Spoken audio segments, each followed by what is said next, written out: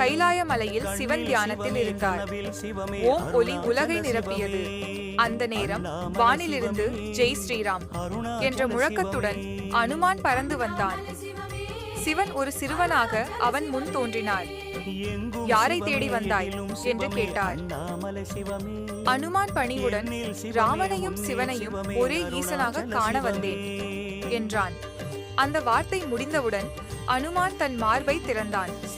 அதில் ராமன் சீதை மட்டுமல்ல, சிவலிங்கமும் ஒளியாக திகழ்ந்தது. உடனே சிவன் விஸ்வரூபம் எடுத்தார். மலைகள் நடுங்கின, வானம் ஒளிர்ந்தது.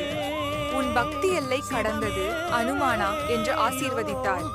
அனுமான் தலை வணங்கி, என் மூச்சு இருக்கும் வரை ராமநாமமும் சிவநாமமும் ஒன்றே என்றான். அந்த ஒளிக்குள் ராமன் சிவலிங்கம் பூஜை செய்யும் காட்சி தெரிந்தது. அருகில் அனுமான் காவலனாக நின்றான். அப்போது வானில் ஒரு குரல் ஒலித்தது.